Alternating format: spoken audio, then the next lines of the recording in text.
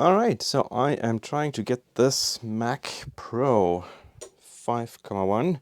Used to be a 4,1 that I flashed to a 5,1 early 2009 model.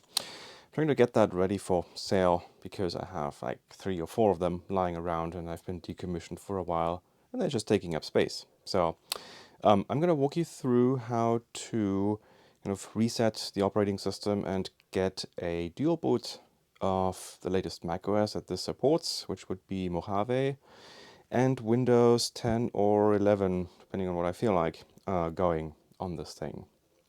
So it's been stripped of most of the, well, all of the drives, in fact. I used to put kind of these OWC mounts for SSDs in, but I'm probably going to keep these for the one remaining machine that I'm going to keep in my collection. And so I'm going to, by default, depending on what the buyer wants to have, with these kind of spinning drives, this is a 1 terabyte. I'm going to stick this in here. What else do we need? I have keyboard, mouse, monitor. We will need my magic USB drive that has a collection of, I don't know, 10, 15 different versions of macOS on it. I have here a Windows 7 DVD that we're going to use to kind of set up boot camp. And no, I'm not actually going to use Windows 7, but boot camp doesn't like if I put in a Windows 10 or Windows 11 installation media. And then I have this nifty device here, which is an IOTD ST300. And this has an SSD in it with a bunch of ISO files. And what this does is it hooks up via USB, but it emulates a CD and DVD drive. So this is how I'm going to then launch the actual Windows 10 and or 11 installation from an ISO here. I have another USB drive with a bunch of tools, bootcamp drivers, AMD Radeon drivers, etc. to update the Windows installation with everything that it needs in order to run properly on this machine. I believe that is everything needed to get this going. Now I've done this to 2 different machines already, so I kind of have developed a bit of a routine on how I'm going about this. You might find some of these things strange. This is based on lots of swearing and just experience I gathered doing 2 of these already, and I've went through some painful installations and reinstallations of stuff. So yeah, just follow along. Your mileage may vary. You might have success with shortcuts or different ways of doing this. I'm just showing you what worked for me in the least painful way to get this thing reset and configured with a dual boot macOS and Windows setup. So let's get started.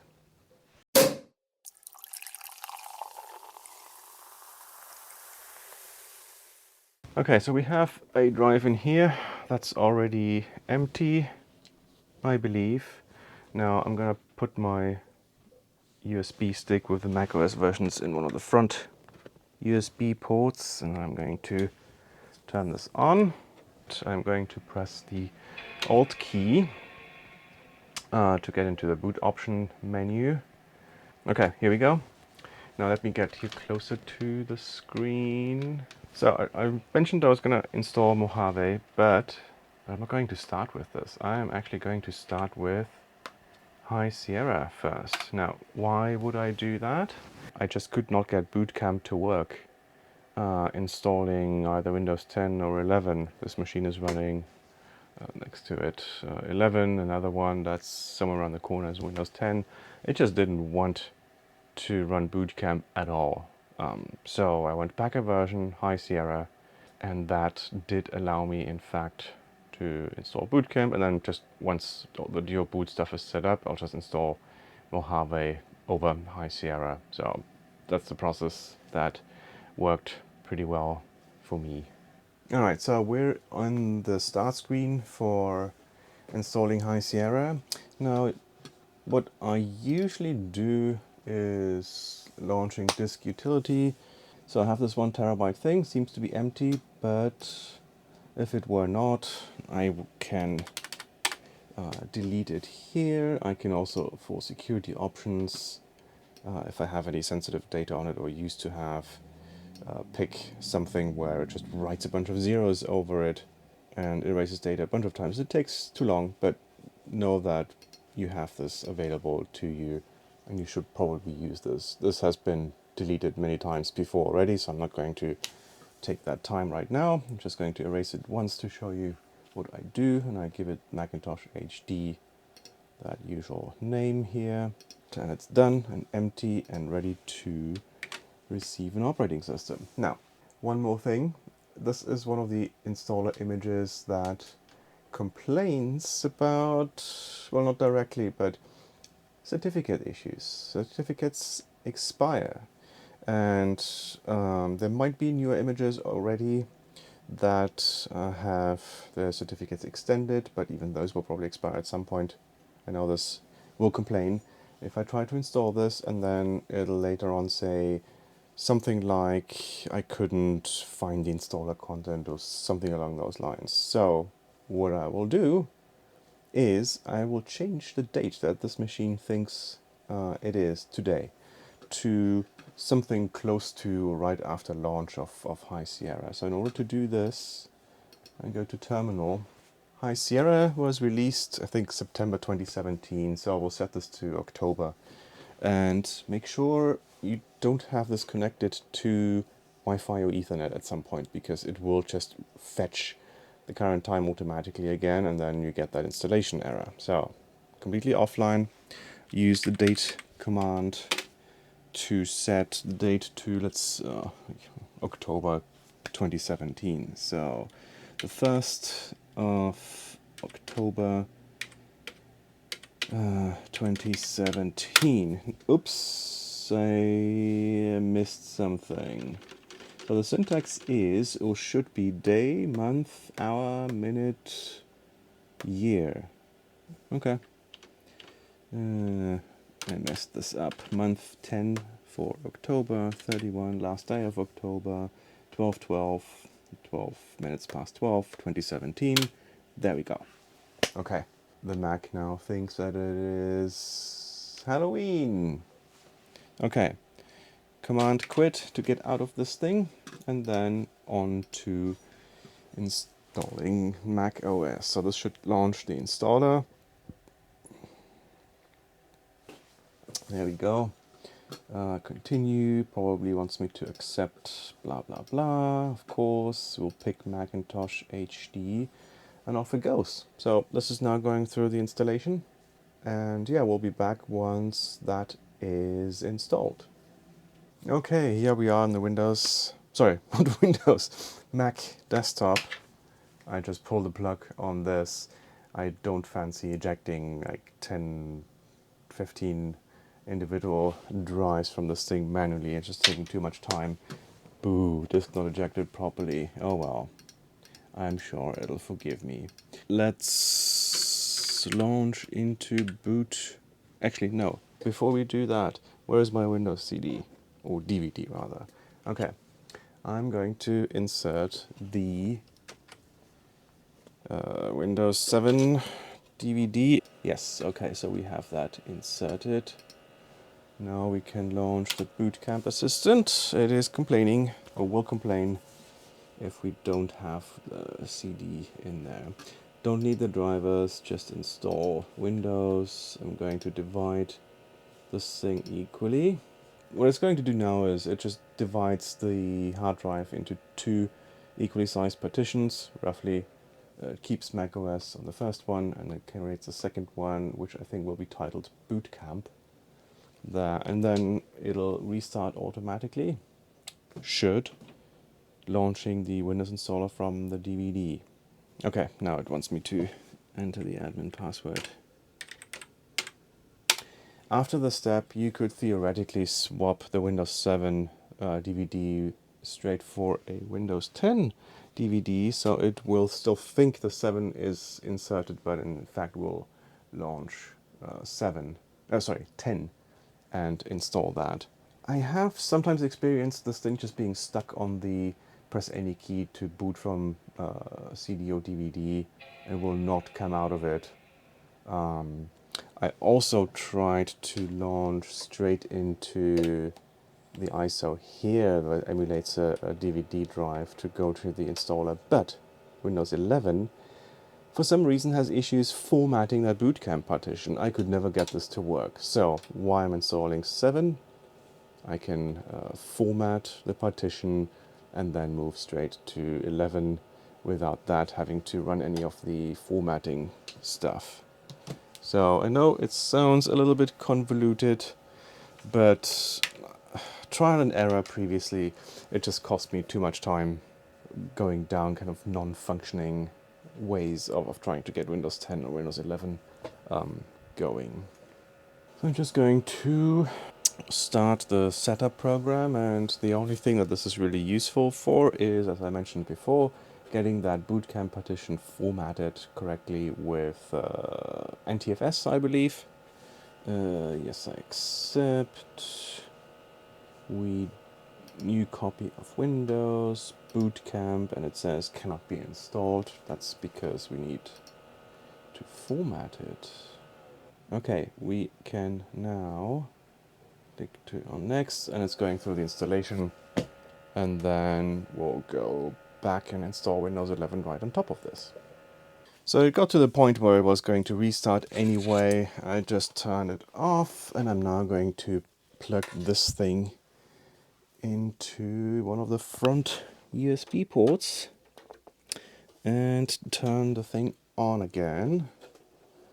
And then I'm going to select Windows directory, and I want not the trial but the full. Oops! And of course need to hold down the Alt key so I get to the boot menu. Now this is going to present itself as a DVD drive. Yeah, the internal DVD drive is spinning up again because I don't want to pick the wrong one. I'm going to eject that thing. Thank you. So Windows 10 is coming out. I wonder if it ejected this one too, so let's select this again. And yeah, okay, it's showing up here. We're not picking EFI boot, just picking Windows and enter. Any key to boot from CD, and this is going to take some time. Don't let that deter you. I've seen this take more than 5 minutes, maybe even 10 minutes to fully boot up into the setup experience. So just wait it out. If it does take more than an hour, you might have an issue and have to start this thing from scratch again. But just wait for a while. It is currently 3:31 in the afternoon. I'll see you when this is done. Okay, so this took about at least half an hour. So we are going to install Windows 11. Everything will be deleted. I don't have a product key. We'll add this later. And we are going to pick Windows 11 IOT Enterprise LTSC. Should be stripped down enough that it will actually be able to install and run on this 15, 16-ish year old machine. Okay, we are going to pick, so the first partition is disk 0, partition 2, roughly 500 gigs. So we're looking for partition 4. This is the second 500 gig partition. Again, last time I tried to install this directly without having boot camp partition formatted with NTFS. I was not able to do it here. It shows all these funky partitions, like 200 megabyte here, 620 megabytes here, that did not show up with Windows 7 or Windows 10 installation. So my recommendation would be do the formatting using another Windows version first and then just install Windows 11 on top of that. So that's what we're going to do here. And click install, and then it just does its thing, and we'll be back once installation is completed and we'll get into the setup process. Alright, so after 1 or 2 restarts we are finally in the installer, so we're going through all of those options, and yes, this is the right keyboard. We don't need another layout. Again, this machine is offline completely, so we are not going to connect it. I'm saying I don't have internet because what that will allow you to do is it creates an offline account. You don't have to connect this to your Microsoft account. Not that I want to anyway, because again, this machine is going away at some point. So whoever wants to use this, they can do their own thing and sign in with an account if they want to. I don't want to share any of this stuff or phone home. I wish there was a turn off everything button, but of course, nope. They don't make it easy getting things ready for you. Okay, so it'll rattle off, do its thing, and then we'll hopefully be back at a functioning Windows desktop any moment. Alright, it's booted into the desktop. Now for activation, if you have a key, system about, product key and activation. So this is where you would go in, you purchase your product key, you enter it here, activate it, and voila, hey presto, you have a functioning version of Windows 11. Alright, so I have here my USB stick with all the Windows drivers and other installation tools that I need to install on here to make this work on the MacPro properly, and I've copied this onto a directory on the desktop here. Now, in order to get the drivers, you are going to download 2 sets of things with a tool called Brigadier. I will leave a link to a complete description down under the video. I'm not following all of the instructions, I'm just showing you what I'm doing to get this thing to work for myself. Brigadier tool will then be used to download the Boot Camp drivers. Now, the procedure we're going to use, and I've already downloaded them and put them on the USB stick so I have them for future reference, but I need to use this one first and this one second. The first one is MacPro 5,1, and we'll go in here, and how to do this, all the syntax will be in that website. And then we'll go to drivers, Apple x64, and we'll get the Apple Bluetooth Broadcom installer. This is for Wi-Fi and Bluetooth. Yes. And then the other one we want to use is under Realtek setup. That will be used for, I believe, audio support. So those are the 2 things that we're going to use from the first directory. Okay, device driver, next, accept. Okay, here's the other one. Realtek for speakers, audio. Now for the second directory, this is for the MacPro 6,1. We are going to use the command line. So, sorry, I'm doing a bunch of things in parallel here. Okay, while this is doing its thing, we're going to Boot Camp second, and we want to go to Boot Camp, drivers. You can see that somehow. And then in here we are going to use the bootcamp.msi. So we have to msi sec/i bootcamp.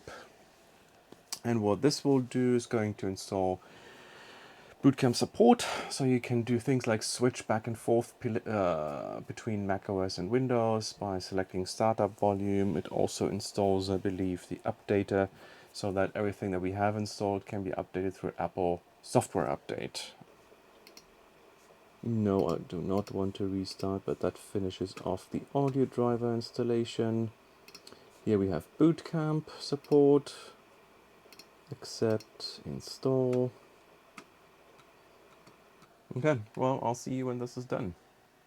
Alright, that installer is finished.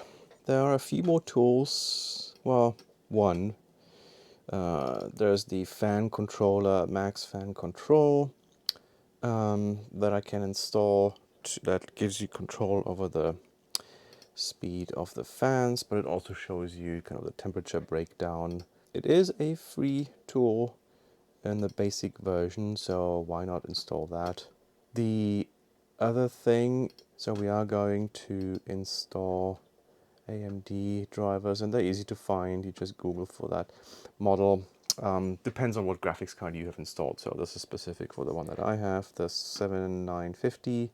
All right, one restart later, after the video driver installation, and come on, I want to log in. There is one last step to perform. So now that we have everything installed, including video drivers, let's do a quick review of the hardware. Device manager.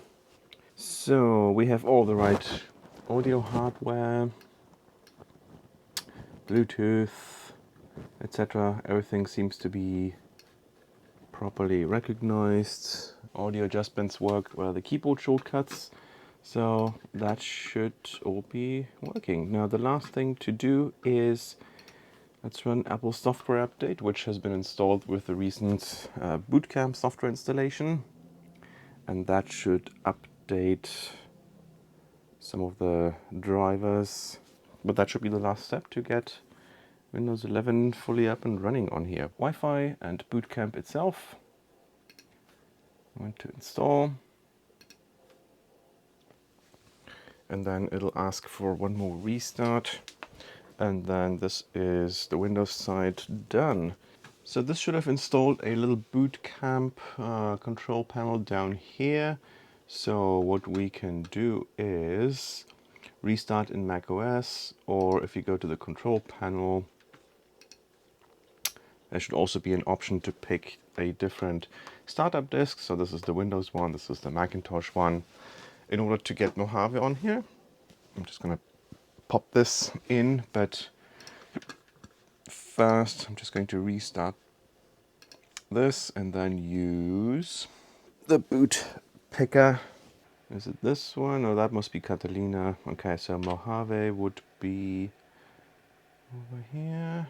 Let me disconnect network real quick, because again, this is one of those images with an expired certificate and I'll have to fiddle with the date stamp first. So, all right, so we're at the utilities selection here. This time I'm not going to bother using disk utility to wipe the drive because there's nothing on it except for High Sierra.